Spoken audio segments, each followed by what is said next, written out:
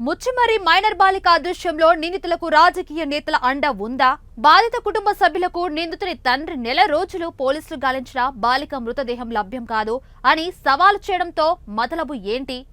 బడా నేరస్తుల నుండే వారు చేసిన నేరాల గురించి కూపీలాగిన పోలీసులకు ఈ నేరస్తుల నుండి నిజం ఎందుకు రాబట్టలేకపోతున్నారు?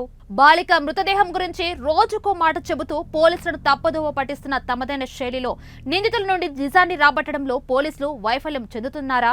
బాలిక మిస్సింగ్ కేసులో మైనర్ బాలురకు వారి కుటుంబ సభ్యుల అండ ఉందని పోలీసులు ఎందుకు ఆలోచించలేకపోతున్నారు?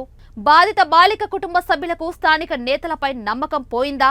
డిప్యూటీ సీఎం పవన్ కళ్యాణ్ వస్తేనే గాని తమకు న్యాయం జరగదని అంటున్నారు.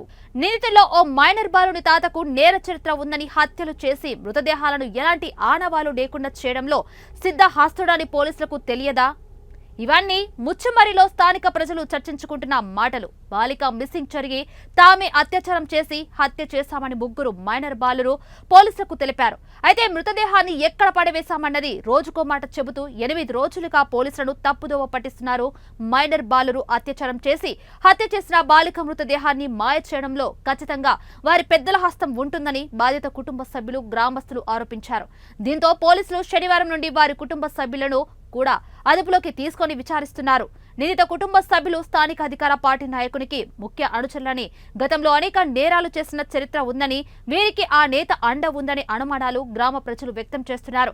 బాధిత బాలిక కుటుంబ సభ్యులను పరామర్శించడానికి వచ్చిన వైసీపీ నేతలు రాకుండా అడ్డుకోవడంలో ముఖ్య కారణం నిందిత కుటుంబము ఎవరి అనుచరులు అనేది బహిర్గతం చేస్తారని, పరామర్శకు రాకుండా అరెస్ట్ చేస్తారని వాదనలు లేకపోలేదు. వైసీపీ ఎమ్మెల్యే వీరూపాక్షిని రాకుండా అడ్డుకోలేదే, పరామర్శించడానికి వస్తే ఘర్షణలు జరుగుతాయా అని ప్రశ్నిస్తున్నారు గ్రామస్తులు. ఏది ఏమైనా రాష్ట్ర వ్యాప్తంగా సంచలనంగా మారిన ఈ కేసులో బాధిత బాలిక కుటుంబాలకు న్యాయం జరగాలని, నిందితులను కఠినంగా శిక్షించాలని గ్రామస్తులు కోరుతున్నారు.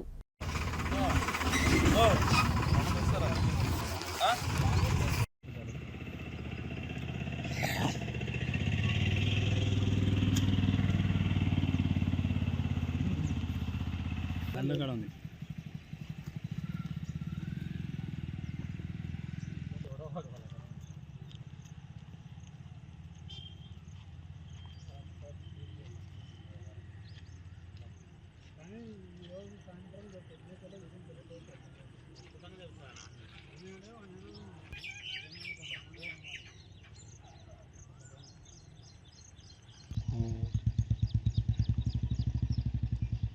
నా కొడుకులు అక్కడ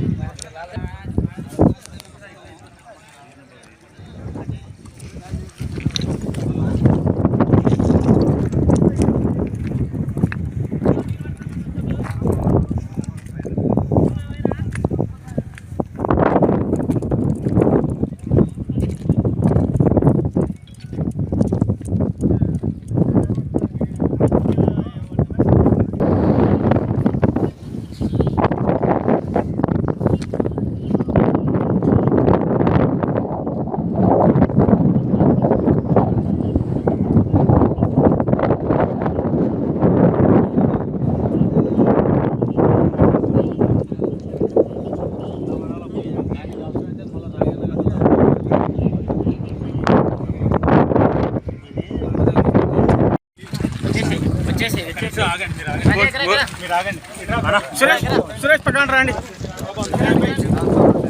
తమ్ముడు.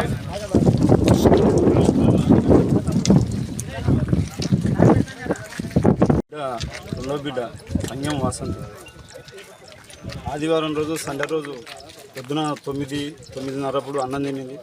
10 గంటలప్పుడు ఆడుకని బయటకు వచ్చింది. ఇంకా ఇంతవరకు ఆచూకీ లేదు. 4 రోజులు అవుతుంది ఇప్పటికి, ఇంకా దొరకలేదు బాడీ. మాకు ఏదైనా న్యాయం జరగాలంటే పోలీసుల ద్వారానే, గవర్నమెంట్ ద్వారానే న్యాయం జరగాలి. మాకు ఇంతవరకు ఇంకా లభ్యం కాలేదు బాడీ. మా ప్రయత్నాలలో చేస్తున్నాము. కొండ్లు ఇండ్లు అన్ని ప్రయత్నం చేసి బుట్టి ద్వారా చేస్తున్న ప్రయత్నం ఇంకా ఫలితం లేదు. పాప ఎక్కడి నుంచి పోయిందన్న? ఇంటి దగ్గర నుంచి బయటికి ఆడకానికి వచ్చింది సార్. బయటకు వచ్చి పార్కు దగ్గరికి ఆడకానికి వచ్చిందట. ఆ పార్క్ కాడ మిస్ అయింది పాప, కనపడడం లేదు. రోజులాగానే ఆడకానికి పోయింది, వస్తుంది కదా ఇంకా గంటకు కానీ వస్తుంది, సాయంత్రం అయినా వస్తుంది అని మేము ఎదురు చూసినాం. రాలేదు, ఇప్పటికి రాలేదు. ఇంకా 4 రోజులు అయింది. ఇప్పటికి సంటి దీనిలో కాలువలో పడేసినారు అంటున్నారు వాళ్ళు. ఇది కరెక్ట్ స్కెచ్ అయినా కాదా, చూపించినారా లేదా అర్థమైతే రావడం లేదు. పొద్దున ఉదయం 6 నుంచి ప్రయత్నం చేస్తున్నాం. మా బుట్ల ద్వారా కొండ్ల ద్వారా ప్రయత్నం చేస్తుంటే కూడా ఇంకా దొరకలేదు. మాకు డిపార్ట్మెంట్ ద్వారానే మాకు న్యాయం జరగాలి సార్.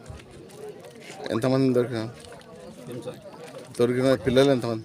3 అంటున్నారు సార్. 3. నేనైతే కళ్ళతో ఇంతవరకు చూడలేదు వాళ్ళని, ఎవరు అనేది కూడా తెలియదు. వీడికి వచ్చినారో లేదో కూడా తెలియదు. నేనైతే చూడలేదు ఇంతవరకు. వాళ్ళనైతే ఆ ముగ్గురిని అని అంటున్నారు, వచ్చి చూపించినారు ఇన్ని అని సారోళ్ళు చెప్తున్నారు. కానీ ఇంతవరకు అయితే నేను వాళ్ళనైతే చూడలేదు. మేము ఒకరి జోలికి పోయితోలం కాదు, ఓ ప్రసంగానికి పోయితోలం కాదు. నాకు ఎకరా పొలం లేదు, అర్ధ ఎకరా లేదు. నేను కూలికి పోయి చేసుకునేదాన్ని సార్. నేను కూలికి పోయేలా తెచ్చుకొని తినాలా సార్, నా పరిస్థితి అది.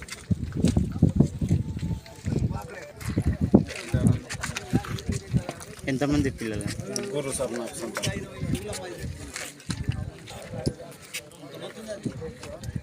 ఏ స్కూల్లో చదువుతుందన్న? గవర్నమెంట్ స్కూల్లోనే చదువుతుంది సార్. ఎలిమెంటరీ స్కూల్లోనే చదువుతుంది. 5వ తరగతి నా బిడ్డ.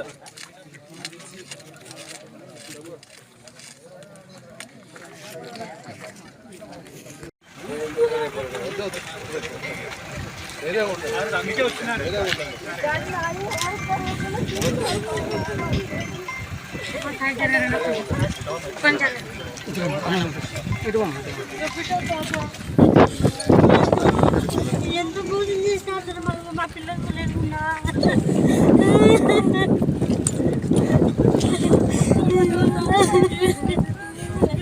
చెప్పమ్మా తల్లి, మా పిల్లలు పడండి తల్లి.